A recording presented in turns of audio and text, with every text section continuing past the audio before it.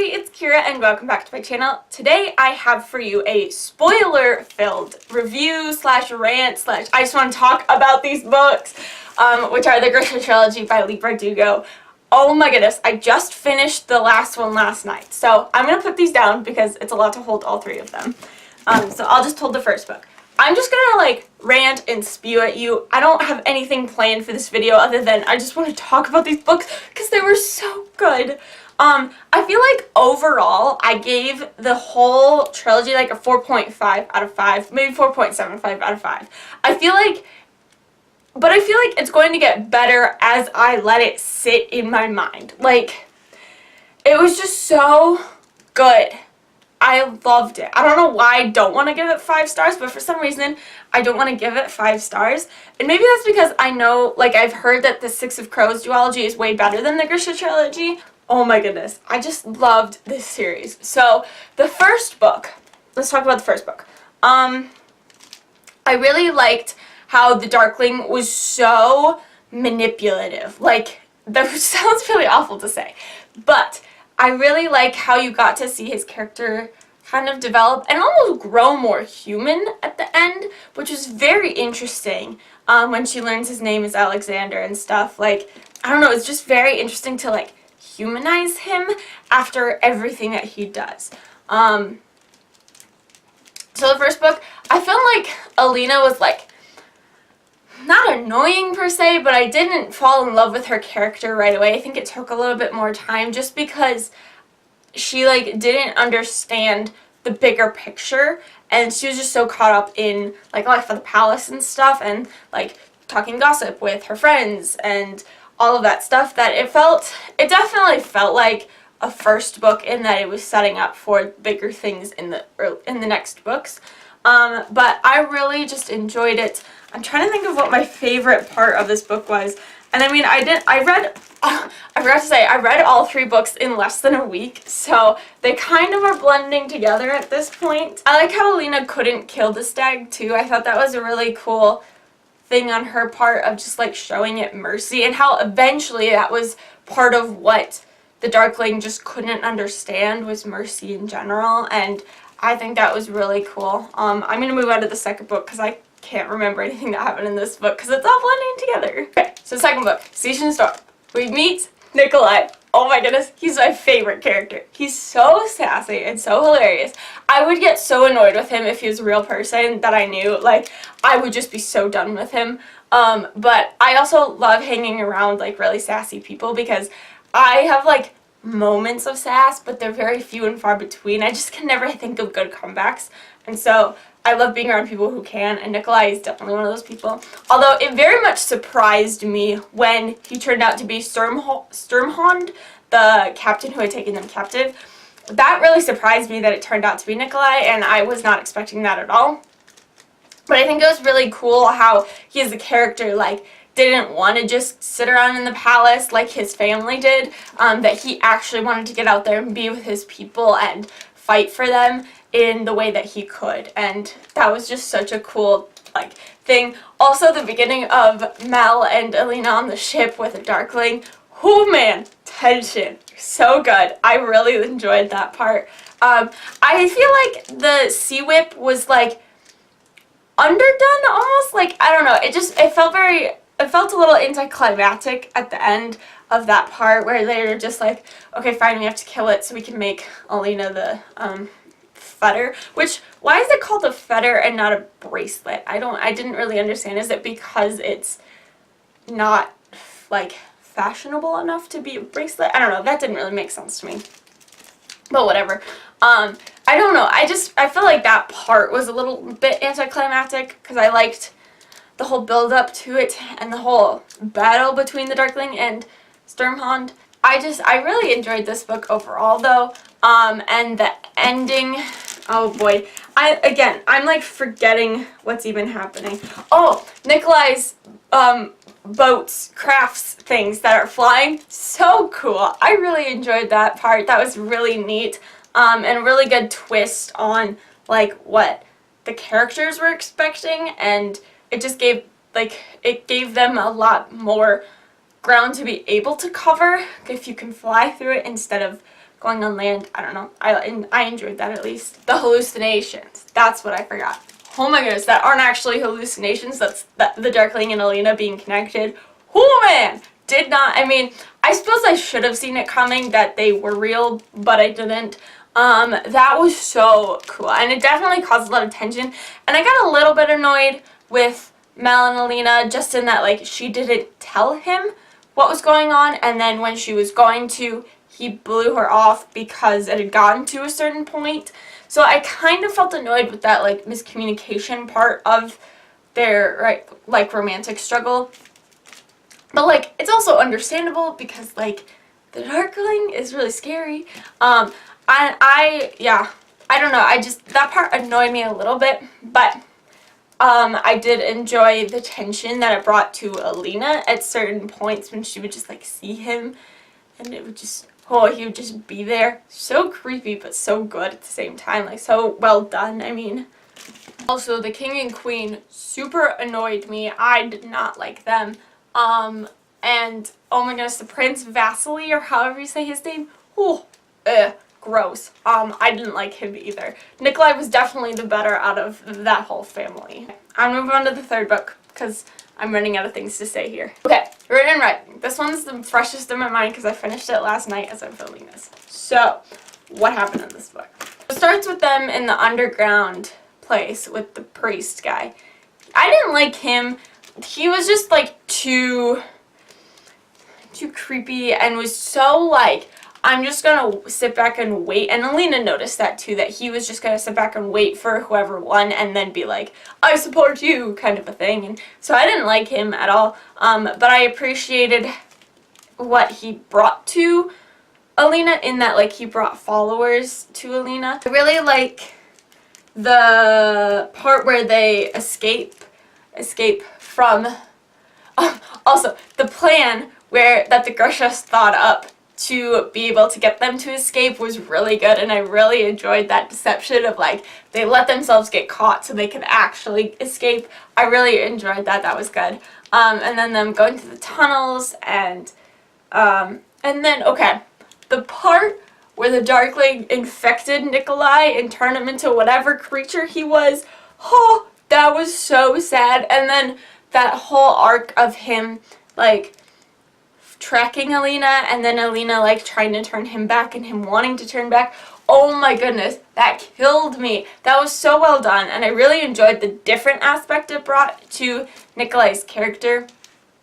Because I feel like it was just such a, like, not Nikolai thing that I really enjoyed that, that difference. I just said the same thing twice, but, you know, we're just gonna go with it. Agra dying. Oh my goodness. I did not expect it to hit me.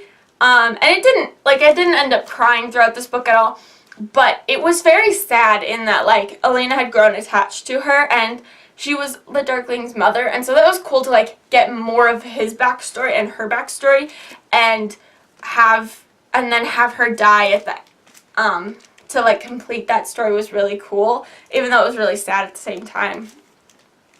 The part where the Darkling said that he torched her home and took the students and tricked them, I should have seen it coming. And as soon as, like, they got into the fold and she, like, couldn't see the students, I was starting to begin to wonder if he didn't actually bring the students. But it still was, like, so good on the Darkling's part because he knew that Alina would be there. He knew that she would not stand for that, and so that was good on his part, but also, like, I was like, no, don't do this! I was really upset when he said that he did torture, and then I was upset that he used that as a way to get Alina in. Villains are good in that way.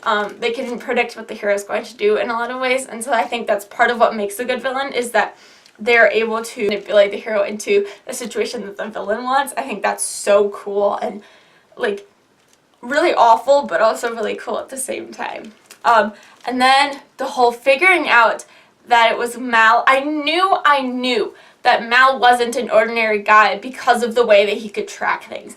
I knew that there had to be something else going on. I think I knew that from book 2 when he was tracking, like, the sea whip and, like, could figure out everything anytime. I just knew that there had to be something more, so I think it was so cool how it ended up being connected to Alina and to the story of the Darkling. I thought that was really cool, and it was like, I really liked too how they were like involved in the mythology of their world. I thought that was really cool. I've said cool so many times in this video. Oh my word. The ending part where Alina has to stab Mal was sad. I mean, I didn't cry, but I was very sad. And I don't know why I was surprised that they managed to bring him back to life. Like, duh, of course they're going to, but somehow I was still like, oh thank goodness, when he breathed again and they were all fine. So, I mean, I'm happy that they managed to live happily ever after, but I should have seen it coming, honestly, because it's a YA book and, like, of course he's going to live. I like that Alina was able to kill the Darkling without her powers. Like, I think that was so cool and shows how far she's come as a character, from the beginning of her being a map maker and having, like, and then, like, not wanting to use her power and then figuring out her power, but then being able to just kill the Darkling as a human was super cool, and I really enjoyed that. And I like how he didn't expect that at all, because he understood, because he was like thinking power. And I really, really liked how they made like her as a saint and Mal as a person like die in that battle, so that the two of them could go on and live a nice, normal, happy life at the end. I think that was really cool, and it again brings it full circle and makes it so that they're able to do that, and I really enjoyed that aspect of it. I really liked all of the Grisha that ended up staying throughout this book and surviving throughout this book. I liked the small group of Grisha that became close to Mal and Alina, and I thought that was really cool, and I like how she was able to have friends even though she knew that it was a liability, and that Mal was like encouraging her to like talk to them. And also that part where Nikolai sends her like all the dresses and stuff, and then she brings all the girls in and they like have a fun time. That was so sweet, and just like a really nice moment of levity in the midst of the darkness, and I really enjoyed that part of it, because it was just like so fun to see her get to like be a girl and like hang out with her friends in kind of a more normal situation than what they'd been going through. So that was really cool. And also, is it Genya? I don't know how to say her name. I really liked her character. I like that Alina couldn't really trust her at the beginning, or did trust her and then couldn't, but decided to anyways because she was her friend. I think that was a really cool relationship, and it was really neat to like see her transformation as well. And I just loved this series so much. I don't know why I'm so hesitant to say that it's one of my new favorites, because I did love it. But maybe that's because I'm in the after craze of just having finished the entire trilogy. I don't know, but it was so good, and I'm so happy that I read it. And we have the Grisha on Netflix coming eventually, and I'm so excited about that. And I'm starting Six of Crows today as I'm filming this, and I'm really, really, really excited for that, and King of Scars coming out.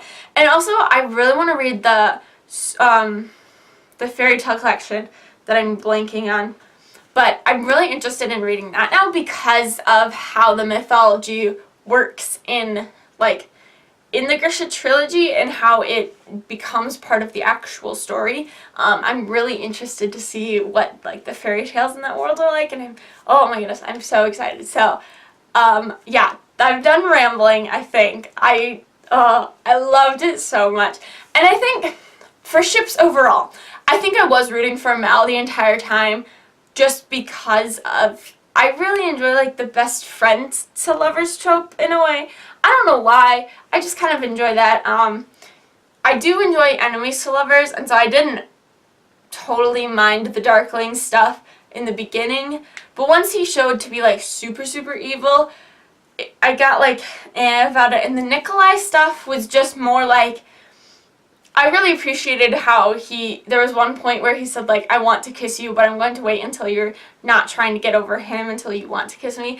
I really liked him trying the romance with Alina, just because that's something that he would do, but also it was very strategic, and so I liked that Alina was able to kind of see that. So I don't know. I think I was rooting for Mal the whole time, but like I didn't hate the Darkling stuff. So and I enjoyed the Darkling as a villain way more than I thought I was going to. I don't typically like villains. I'm usually much more of a, I love the hero and I love the ships that are put into, I love the canon ships.